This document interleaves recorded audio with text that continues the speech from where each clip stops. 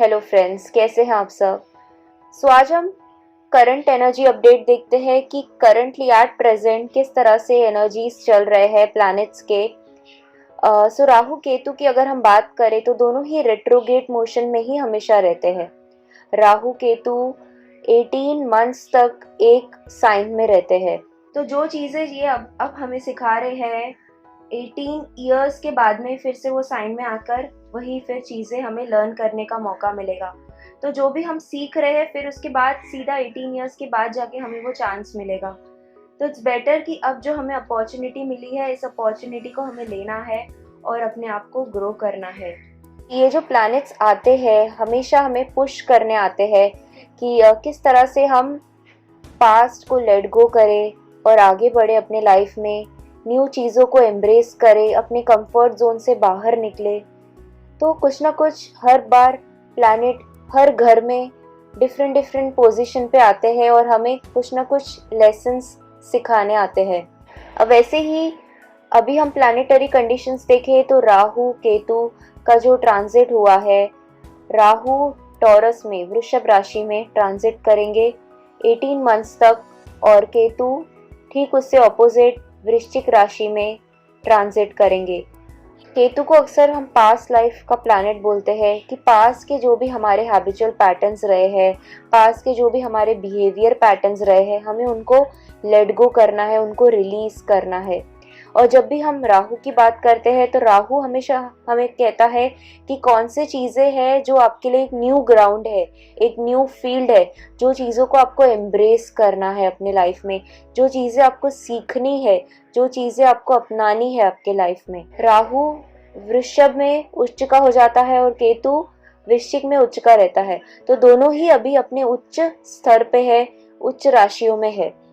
तो इतना हम बोल सकते हैं कि बेनिफिशियल है राहु केतु का ट्रांजिट जो अब चल रहा है। बट सबके लिए अलग होगा क्योंकि हम सबके अपने असेंडेंस है, अपने मून साइंस है, अपने सन साइंस है, तो सब पर ही डिफरेंट इफेक्ट होने वाला है। हम बेसिक अगर देखिए ओवरऑल चीज़ें तो केतु स्कॉर्पियो में हमें पुश कर रहा है कि हम जो भी नेगेटिव अटैचमेंट्स है उनको रिलीज करें। जो भी मैनिपुलेशन की चीज़ें हैं, हम अक्सर मैनिपुलेटिव बिहेवियर पैटर्न्स में जाते हैं, तो वो हम रिलीज करें। या अगर हमने किसी के लिए कुछ ग्रजेस होल्ड करके रखा है तो वो हम रिलीज करें। ऑब्सेसिवनेस है, पोजेसिवनेस है, तो ये सब हमें रिलीज करना है। इन चीज़ों के लिए केतु हमें पुश कर रहे हैं। ऐसी कौन सी चीज़ें हैं जिन्हें हमें फोकस करना है नेक्स्ट 18 मंथ्स के लिए? वो चीज़ें ये है कि हमें सिंपल चीज़ों में प्लेजर ढूंढना है, हमें ग्राउंडिंग करना है। जो भी आपके हॉबीज़ है, जो भी क्रिएटिविटी है आपके अंदर, आप उन्हें बाहर एक्सप्रेस कर सकते हो। ग्राउंडेड आपको रहना है, प्रैक्टिकल वे में चीज़ों को देखना है। तो ये पोजीशन इस तरह से बता रहा है कि चाहे जितना भी स्टॉर्म आपको आपके लाइफ में दिख रहा है, आपको एक इनर पीस अपना बनाकर रखना है, काम एटीट्यूड रखना है, पेशेंटली चीज़ों को हैंडल करना है, परसिस्टेंट रहना है अपने लाइफ में। तो ग्राउंडिंग पे फोकस करना है, प्रेजेंट में ध्यान देना है। ये चीज़ें हमें लाइफ में फोकस करनी है इस वक्त। स्पेशली जब राहु वृषभ राशि में है तो लॉ ऑफ अट्रैक्शन का हम कुछ भी प्रैक्टिस करेंगे, विजुअलाइजेशंस करेंगे तो बहुत ही अच्छे से काम होने वाला है वो चीज़। फिर जिस भी घर में आपका राहु बैठा है वो चीज़ें आप मैनिफेस्ट कर पाएंगे अगर आप लॉ ऑफ अट्रैक्शन की चीज़ें प्रैक्टिस करते हैं। तो ये सारी अपॉर्चुनिटीज़ हमें मिल रहे हैं। और दूसरी ओर मार्स रेट्रोगेट चल रहा है, तो मार्स एरीज में रेट्रोगेट है, अपने ही घर में रेट्रोगेट मोशन में चल रहा है। सो मंगल की अगर हम बात करें तो मार्स मैस्कुलिन एनर्जी को रिप्रेजेंट करता है। जैसे वीनस फेमिनाइन एनर्जी को रिप्रेजेंट करता है, वैसे ही मार्स प्लैनेट मैस्कुलिन एनर्जी को रिप्रेजेंट करते हैं। सो मार्स हमें कह रहा है कि हमें कॉन्फ्लिक्ट्स में नहीं जाना है, हमें अपने एंगर इश्यूज को मैनेज करना है। तो मार्स एक एनर्जेटिक प्लैनेट है। मार्स का मतलब होता है एक्शन। तो जब भी मार्स रेट्रोग्रेड मोशन में चल रहा है तो हम कई बार बहुत सारी चीज़ें चाहते हैं बट एक्शन नहीं ले पाते हैं अपनी लाइफ में। जब भी कोई प्लैनेट रेट्रोग्रेड मोशन में जाता है तो एक पॉज जैसे एनर्जी आती है। तो अभी ओवरऑल अगर हम एनर्जी देखें तो जैसे एक पॉज आ गया है, चाहकर भी हम एक्शन नहीं ले पा रहे। हम चाहते हैं अपने कंफर्ट जोन से बाहर निकलना, हम चाहते हैं बहुत सारी चीज़ें करना बट हम एक्शन नहीं ले पा रहे हैं। क्योंकि जब प्लैनेट रेट्रोग्रेड मोशन में जाता है तो ये चीज़ों पर हमें थोड़ा ध्यान लेना पड़ता है। ऐसे नहीं होगा कि आप कर नहीं पाओगे, ऑफकोर्स आप कर पाओगे, बट थोड़ा एक पॉज के स्टेट से अब इस वक्त हम गुजर रहे हैं। स्पेशली जब मार्स रेट्रोगेट होता है तो ओवरऑली बहुत वीक और डाउन हम एनर्जेटिकली महसूस करते हैं। तो ये टाइम पर अच्छे से रेस्ट करना, अच्छे से स्लीप लेना, ये बेस्ट होता है। ये टाइम पर हो सकता है कोई पास के इमोशंस आपको पर्ज होने के लिए बाहर आए। आप एंगर मैनेजमेंट के लिए सोचो कि किस तरह से आपको अपने एंगर के इमोशंस को मैनेज करना है, किस तरह से आपको कॉन्फ्लिक्ट्स में नहीं जाना है। कई बार हम बिना सोचे समझे लोगों के साथ कॉन्फ्लिक्ट्स में जाते हैं, तो वो अग्रेसिव नेचर को किस तरह से आपको हैंडल करना है।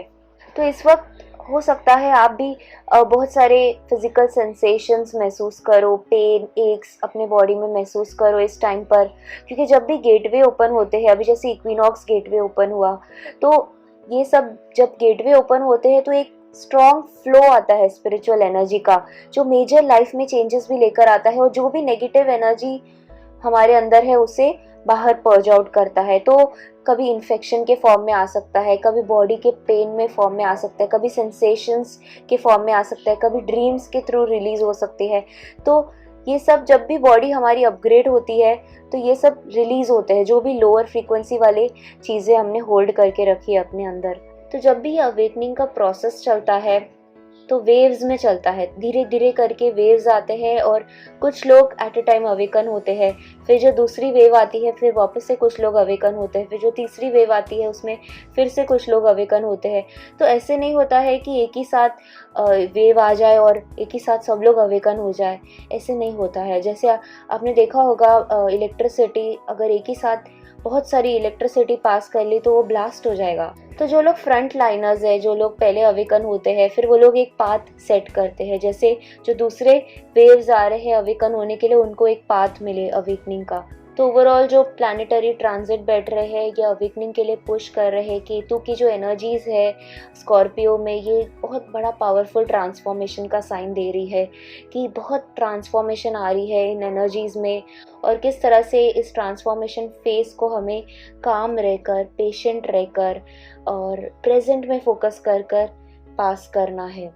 तो ये जो प्लानिटरी चेंजेस आ रहे हैं, आपको ऐसा लग सकता है जैसे आपको प्रेशराइज्ड किया जा रहा है, फोर्स किया जा रहा है, जैसे आप न्यू पाथ में चलो, जो आपका सोल बोल रहा है उस चीज़ों को आप सुनो, जो आपका सोल आपसे स्पीक आउट कर रहा है उन चीज़ों को आप सुनने की कोशिश करो। जो आपका सोल चाहता है कि फाइनली जो बर्डन आपने रखा था कि अभी नहीं, मैं बाद में इस बर्डन को देखूंगा, अभी नहीं, बाद में इस चीज़ों को मैं हैंडल करूंगा, अभी नहीं, बाद में देखा जाएगा, तो फाइनली वो बर्डन को अभी आपको फेस करना है।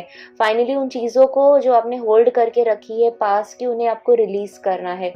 तो जो ओल्ड कार्मिक रियलिटी है वो आपकी धीरे धीरे धीरे करके फॉल होती जा रही है और वो आपको सामने से दिखने में आ रही है कि ये चीज़ें किस तरह से आपके हायर गुड के लिए नहीं है, जो आपके अलाइनमेंट में नहीं है, और ये सब चीज़ें आपको रिलीज करनी है। हो सकता है ये जो टाइम पीरियड आपका चल रहा है कुछ चैलेंजेस का सामना करना पड़े आपको, बट आप ट्रू सेल्फ अपना बन रहे हो इस टाइम पर।